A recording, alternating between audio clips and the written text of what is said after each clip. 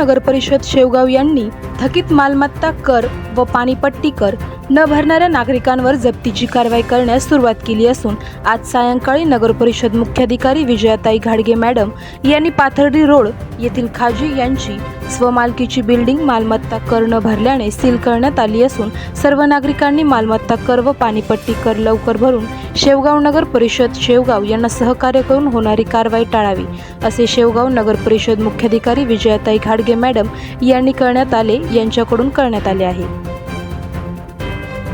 मुख्याधिकारी शेवगाव नगर परिषद शेवगाव सध्या आपला मार्च 2025 या अनुषंगाने मालमत्ता कर आणि पाणीपट्टी कर याची वसुली मोहीम चालू आहे।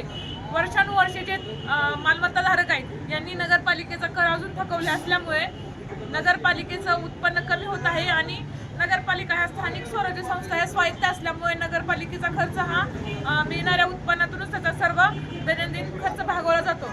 त्याच्यामुळे आम्ही जे थकबाकीदार आहेत पाणीपट्टी आणि मालमत्तादार ह्या दोघांच्यावर आम्ही मालमत्ता नगर परिषद ॲक्ट 1965च्या तरतुदीनुसार आम्ही त्यांच्यावर जप्तीची कारवाई चालू केलेली आहे।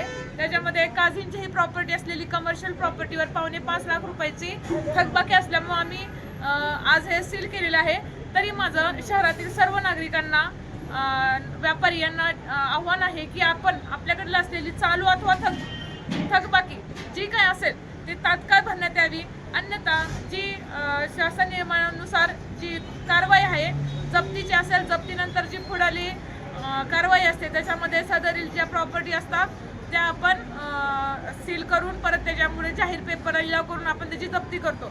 तर ही कारवाई जर टाळायची असेल तर सर्व नागरिकांनी आपली थकबाकी तात्काळ नगर परिषद कार्यालय इथे भरावी। तसेच पाणीपट्टीची वसुली ही शहरातील अत्यंत कमी ही 5% असल्यामुळे आता शहरामधील जे पाणीपट्टी थकबाकीदार असतील त्यांच्यावर सक्त नळ कनेक्शन कट करून त्यांच्यावर कारवाई करण्यात येणार आहे।